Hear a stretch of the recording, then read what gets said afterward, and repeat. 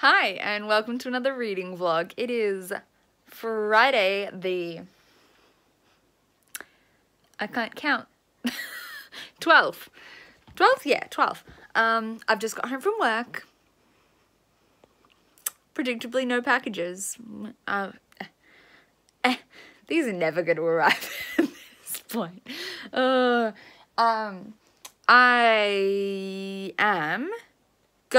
I have to charge my phone right now because we're going to be going on a Pokemoning adventure that I'm not participating in. But I need to, well, if I go, I get to go to dinner. I should open some curtains. Because apparently no one does that in the mornings if I leave the house too early. I shouldn't at them. They're fine. I'm gonna feed the cats, put my phone on the charger, and then seeing as I don't have Devouring Grey or Wicked Saints to read, might as well set up my reading for over the weekend for some extra books. So I'll be reading Red Scrolls of Magic, which I'm about 150 pages through, Spellslinger, which I am 230 pages through, and I'm going to also start Firestar by Krista Lacey and The Calculating Stars by Mary Robinette Kowal. So that's my plan, seeing as I don't have anything new to read, and now the Devouring Grey is technically late as well, so great, great, great. I'm in the car. This is Jesse's car, not my car, so it looks much nicer, and all that sunspot glare. Ooh. All right.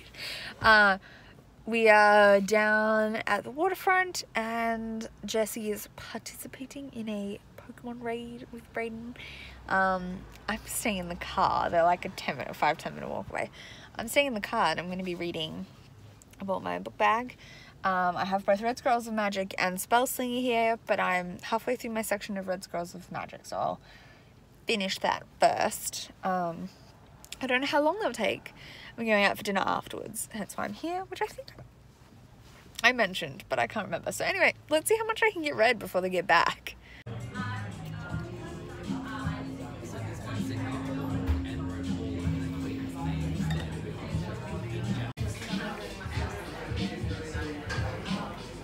Okay, so I forgot RuPaul's was on tonight, so I haven't read as much as I'd originally planned, but while I was waiting for Jessie before dinner, I'd read almost 80 pages of Red Scrolls of Magic. I'm like halfway through a chapter. I'm going to finish that chapter now. And then we went for dinner, and then we came home and watched RuPaul's, so I haven't read anything else, but I'm going to try and finish that. It is about 9:30, so if I also get time to read some chapters of Spellslinger, that would be great. Technically, even if I'm under page count for today, I only needed like a bit more to be up to date, I think. No, maybe I needed a full amount for today. Anyway, I'll try and read, like, I have 80 pages of this set aside at the moment. I don't know if I'll get through all that before I go to bed, but we will see. Good morning. I'm just eating some breakfast, and then I'm going to start reading today. I have a lot of housework to do, and I have a few shifts at work that I also have to go to. But I hope to get through with some of like 4 books, so we'll see. Okay, so I just finished reading 40 pages of Red Scrolls of Magic. I don't think I've really talked about this much. I'm really liking it, but I have some problems with it. So I adore Magnus and Alec, and I think that's kind of what's carrying me through this to an extent. I love them so much. They're the sweetest freaking beans. I kind of like the plot. I think it's pretty interesting. Sometimes I find Cassie Clare's cameos a bit, like, not tongue-in-cheek enough. Like, they're a little bit corny. but I'm enjoying seeing everyone. What I'm really not liking... Okay, and another thing I do really love is the banter. Like, the comedy in this is on point. The swoony scenes, really good. What I'm not enjoying is the kind of, like, info dumpiness about the context and what was happening in the main series around this time. Like, I know that at this point, Alec was nervous about his mortality. And, like, I know these things. And I always find that, like, and I find this in the novellas too, that Cassie, and maybe it's that in all of these ones that are with someone else, there tends to be a lot of, like, character introspective moments where they're, like, thinking to themselves. But really unnecessary. Like, they're providing information that I already know. And they're not, they kind of grate, like, they pull me out of the story a little bit. So the comedy, it's like the funniest thing I've read in a long time. Like, I've been laughing out loud, unable to stop myself laughing out loud, heaps. That's great. The romance, love it.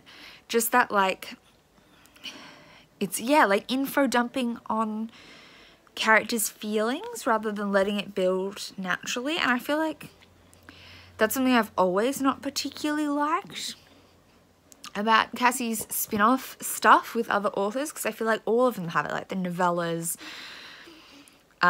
this, whereas the main books let those things be more show rather than tell, whereas they're pretty telly in all these ones. And that's, yeah, kind of dragging me out of the story occasionally, but the banter is so funny. So that makes up for it. Also, they're a little bit trusting, I think, of some people I wouldn't be trusting, but you know. I've also heard this has, like, a freaking nuts cliffhanger ending. So I'm on page 239, so I have just over 100 pages to go. I'll probably read a large chunk of that tomorrow and probably finish this Monday. But I am really enjoying it. For now, I'm going to start a new book into my rotation. The next two things I'm going to read are new things. So we'll start with Firestar by Crystal Lacey. This is for my History of Magic OWL, to read a book published over 10 years ago, which this one most definitely was. I'm going to read 50 pages of this, I think. I think it lined up to 50 pages where I put my marker. This is a middle grade fantasy, kind of urban fantasy, following, yeah, I'll be up to 50 pages. It follows David Rain, who is a college student. He's a geography student, and he was boarding with this family, the Penny Kettles, and they have these little clay dragons that come to life. This is the third book in the series. It's a 7-book series. I'd previously read book 1 and 2, and I've reread book 1 multiple times and reread book 2 now twice, I think. I'd never gotten through Firestar. I have read it before, and from the breaking in the spine, I think I was about 2/3 of the way through, and I would have DNF'd it because a new release in a series I was reading would have come out. I was a very bad kid like that. So I'm gonna finish it this time. I've heard at the end of this one and into the next one is when things get really intense, so I'm definitely keen for that. David can be a bit of an ass. He's like a 20-year-old guy, but stereotypical 20-year-old guy, like a little bit sexist, a little bit like doesn't understand how women think and doesn't think about women complexly, and then gets called out on it, but at least he gets called out on it. And the Penny Kettles are amazing. So yeah, I'm going to read 50 pages of this. Hopefully it should go by quickly because it's middle grade. Like you can see, the font is huge. and I do need to shower soon, and I'm still working on like housework and stuff in between reading. So I'll let you know what I think of the first 50 pages of this once I've read it. I'm about to jump in the shower, but I realised I had done and I have like a little tracker bar thing in my planner for my like daily page count goals. And I had like started my holiday ones a day early. So the Thursday before Good Friday, which I do not have off, I'd put as an away day, like so that I had like 220 rather than 130. I'm a little bit ahead, so I think I'll be on track for that, but I was hoping to be so far ahead and actually stay ahead by the time I got to my holidays, but it's just going to appear a bit strange on my tracker, I think. Let's call it a go to be by the time we get away, an extra 90 pages ahead, which I think I can beat. So it's just after 3, I have work at 4:30, but so far today I've read, well, since I last updated you, I've read 50 pages of Firestar. I don't really know what the main plot of this is yet. It's just vaguely set up a few things. David's in the Arctic. There's some magic going on that's carrying over from book 2, but really the plot hasn't kicked off yet at all in this. And then I've read the first 60 pages of The Calculating Stars by Mary Robinette Kowal. This is, they call it a lady astronaut novel, and I know there was a novella that this is the prequel to. This is set in the 50s, 1952, and a meteorite lands on Washington, D.C. and essentially like busts out the whole world. Things are going wrong. I think it's like it's going to be inhospitable. Like for the dinosaurs, we're going to lose everything. So that essentially it's an accelerated space race because they have to obviously get to the moon or something to have somewhere to be. So we follow a woman who was an army pilot woman with the Wasps. She's a mathematician.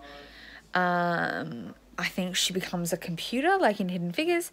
Obviously, it happened in real life, but like, if you've seen Hidden Figures, you know what I'm talking about. If you're my age and didn't live through the era and knew what was going on, but I've seen Hidden Figures. There's that element. I think she's, trying to get into space. So it's an accelerated space race because the planet's essentially effed up because of a meteorite. So in these first 60 pages, the meteorite hit, and her and her husband have escaped it. Though their whole family basically has been destroyed. And they're at a military base as refugees, and she's trying to figure out what she can do because she's used to being a working woman, and being idle is not suited to her, but the people who are running the base aren't used to having women doing things, or more that they were always not happy with women pilots. Like, she's worked with him before as a woman in the Wasps, and he did not like her, and he still doesn't like her, so he's not giving her any responsibilities, and she's like itching, especially when she's going through all this shock and PTSD. So already it's super interesting. I didn't really understand what this was about. I hadn't really properly read the back. But this was a BookTube SFF award pick, so I knew I was going to read it anyway. And oh man, that first, this was 5 chapters. Those first 5 chapters were so nuts. I'm already really excited for this. So that's kind of where we're at. I also played a little bit of Yoshi's Crafted World, and I'm going to go back to that for a little bit until I start work at 4:30. But today I also want to read a bunch of Spellslinger by Sebastian de Castell. When I go to work, I'll take this with me, and I'm basically going to work on this all night, so we'll see how far I get. I have like 140-ish pages till the end, so I'll see how much I get through, and then I'm hoping to finish this tomorrow. Hi, welcome to Sunday. I forgot to update last night because I'm trash. I was at work, but I did finish a book while I was at work, which is pretty great. I finished off Spellslinger by Sebastian de Castell, which means I read like 300 pages yesterday, which I'm pretty happy about. And actually, by the time we got to the end of this, I'm keen to read the next one. Whereas halfway through, I was not so confident. So this essentially is a YA fantasy following Kellen, who is the son of like a higher up person in his community, and they're like a magic community. They become mages, and if you don't have magic, you become what they call Shartep, which is like the kind of like slave class, really is. And he hasn't been able to get his magic working, and then his 16th birthday is when they decide. But some things go down, lots of things go down, and there's a lot that happens from there. So, I had some problems with it. Mostly around the fact that Kellen is an asshole. And I don't think he has some growth, but he's been brought up in this very, like, they're very oppressive towards basically everything. He's fat phobic. Like his best friend's fat, but he really thinks less of him because of it. He's really sexist, except I think that's somewhat challenged by this character here, who kind of leads him away. Like she's the one really breaking him out of this like cycle of oppression in the area. So I feel like that could be further critiqued in future books. And obviously he's grown up part of this ruling class that second class citizens, they're non-magic users. And he definitely grows on that front, but I feel like a lot of his flaws have not been fully tackled yet. Like he's 15. And he's grown up in this society, so it is like at least based in something. And you cannot say a lot of 15-year-old boys objectify women. Just is the case. And I feel like he should be called out on that a bit more, and called out on his fat phobia, but and there's like nothing queer in this at all. So I definitely would like to see more representation and more calling out of Kellen's assholeriness, but it might get there in future books. I'm interested in seeing, and the plot was really compelling, so especially by the time we got to the end, I'm very compelled to pick up the sequel. So yeah, I think this will be like a 3.5 stars when it comes out in the wash, but we'll see. So my goal today, it's like almost midday. I've got a lot of housework I've got to do again today. I've already started, but I've got a lot more to go. And I've got another shift this afternoon. I do want to try and, I don't know what order I want to do things in. I might read 50 pages of Firestar. Is that what I've got marked out here? Is that 50? Or is it like 60? 50. 50 pages of Firestar by Crystal Lacey, just because it's the one I have the least amount of plot development in yet, and I'm least compelled to pick up, so I want to do it first before I like put it off and forget about it. And then I'm going to try and finish Red Scrolls of Magic by Cassandra Clare, which I have like, what am I up to? I have about just over 100 pages left, I think. If you look at, yeah, just over 100 pages left. So just over 100 pages of this, 50 pages of this, and then after that, I'll read like the next section in the Calculating Stars. We'll see where we get up to. I don't want to start anything new today, just in case the things arrive in the mail tomorrow. But my next plan after that, once this is also ticked off, if I don't get anything in the mail, I'll keep working on these two, and I'll also start The Female of the Species by Mindy McGuinness. But that's tomorrow's plan. So I'm gonna go do some more housework, get some more shit done. I also need to get to the supermarket, put on some dinner and things, so got a lot to do. So yes, I've now completed my outline transfiguration. I'm eating some croissant. Yum! Also, I haven't even started reading it today because I've been doing the cleaning and stuff. But I'm going to eat my croissant while watching some YouTube, and then put some washing on the line and get to reading.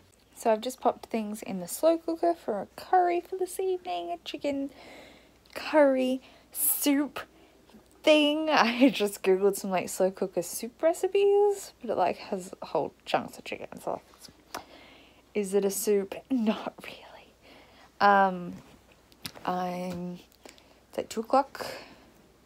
I start work at 4:30 again, and I'm almost done the 50 pages of Firestar.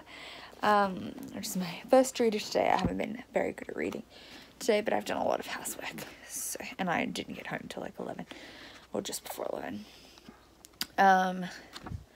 So I've got like 15 pages to read still in this, and then I'll switch over to Red Scrolls of Magic. I'll take this to work with me this afternoon, and so maybe I might get to finish it there, maybe, otherwise I'll finish it when I get home. And it shouldn't take me long after getting home, like after dinner. It should be pretty soon after dinner. But I am happy because as of yesterday, I was up to date on today's page count goal, which means I'm like 100 pages, over 100 pages ahead. No, I should say everything I read today is how far ahead I am. So I will be 50 pages ahead by the time I finish this, 150 pages ahead. And then if I read some of get time to read some of Calculating Stars as well, I'll be like 200 pages ahead, maybe. So I'm happy about that. I know Thursday will be a pretty low reading day for me this week, but Friday should be a really good reading day. And I'm planning on doing my 24-hour readathon. And I know April from April Brooks is going to be, Aprilis Maximus is going to be hanging out on that too. And a couple of other people on Twitter, forgetting everyone's usernames right now. And I film on my phone, so I can't look them up. But I know a bunch of people are going to be hanging out, hopefully, on Good Friday, having a 24-hour reading day. And I'm excited for that. So hopefully it all goes well. Anyway, I better get back to reading. Ha ha. Ha ha. So I'm on page 247, chapter 21, and I totally saw that plot twist coming. This is of Red Scrolls of Magic, by the way.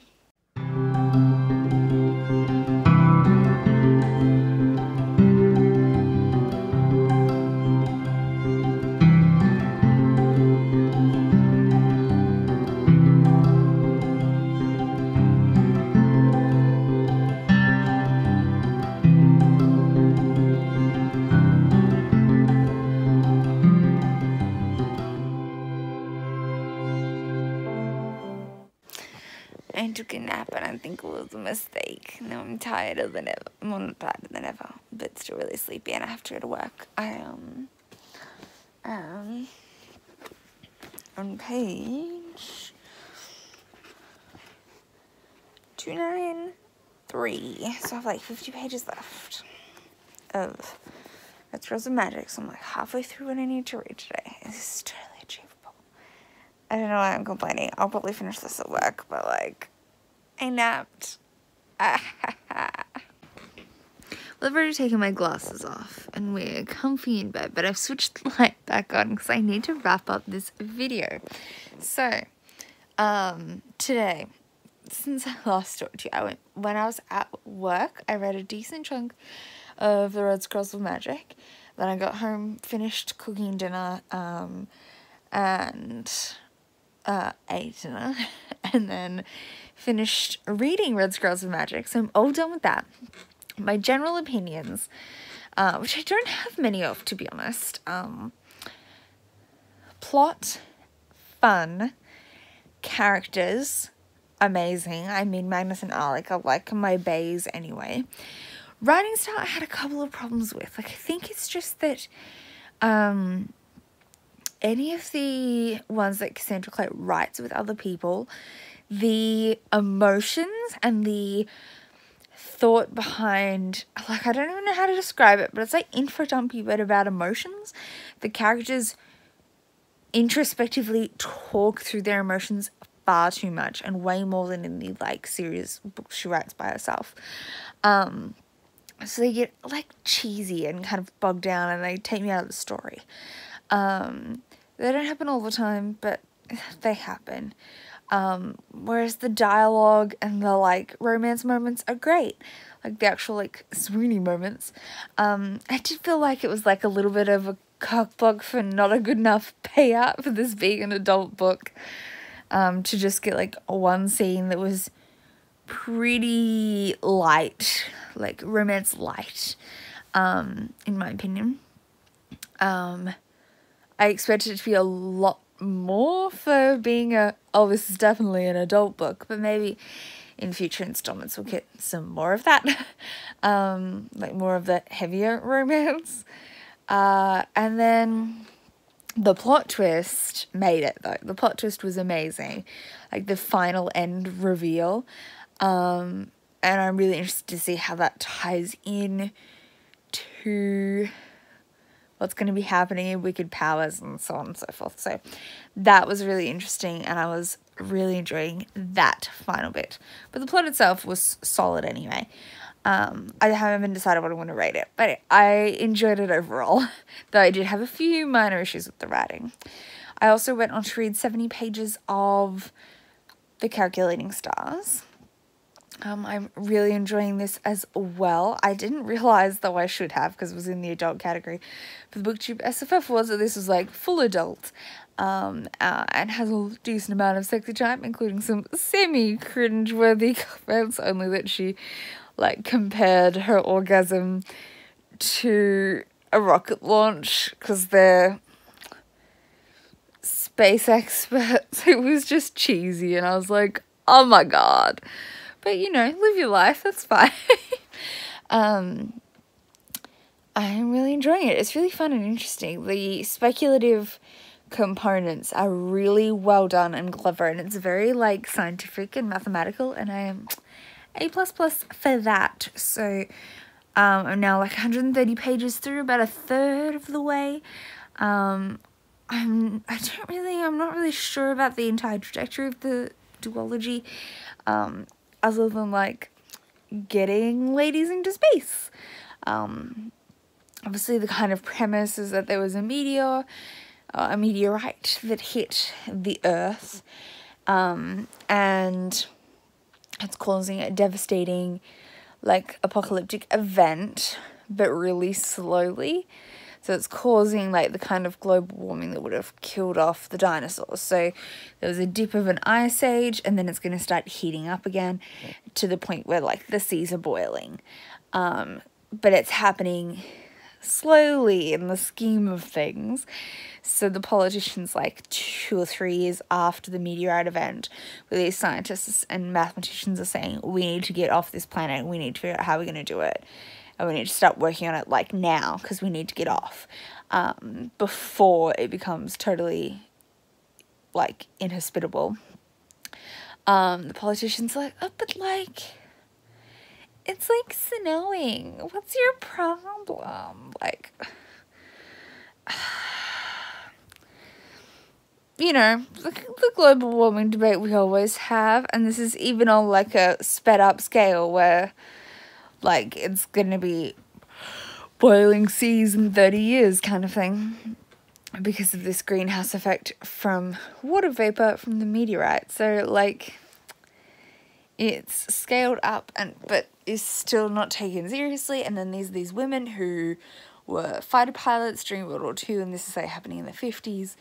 So it's like an accelerated early space race. But the race is obviously against the planet imploding rather than like Americans versus Russians or whatever, for human curiosity. And so the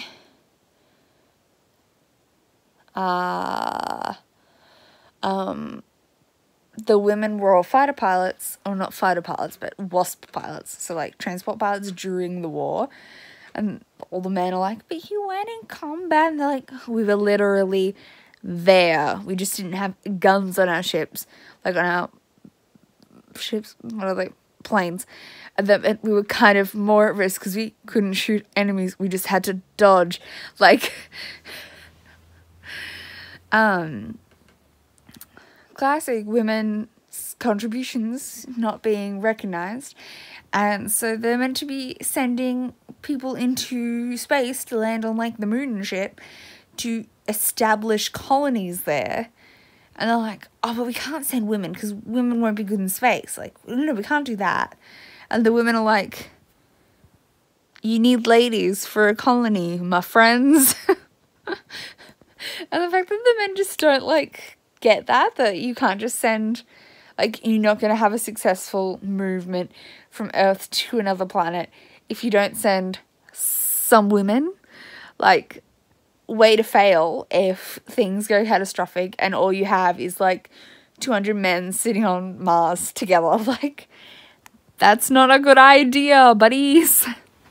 But anyway, I'm really enjoying it, can you tell? Because I'm having a lot of opinions about it. Like the science and the plot. Like, it's really interesting. And our characters are sweet and smart. Her husband has some, like, he values her, but he's still, like, living in this patriarchal society where sometimes he is, like, doesn't quite get where she's coming from, or he gets where she's coming from, but doesn't know how to, like, align that with his, like, the views of the men in his office that he also somewhat agrees with. Like, yeah, but women shouldn't be flying because it's dangerous. The poor women. Like, she's like, So yeah, I'm really enjoying that. Tomorrow, I'm going to read that and Firestar, and then, you know, pray for some packages in the mail. But that will be another reading vlog. This is the end of today's reading vlog. This clip is really long and I'm tired, so that's probably why. But I'm going to say goodbye and I'll see you next time with another reading vlog, which will probably go for like 4 days. And then I'll have a 24-hour reading vlog for Good Friday. Just a single day reading vlog. So keep an eye out for my next reading vlog coming to you sometime in the near future. Bye!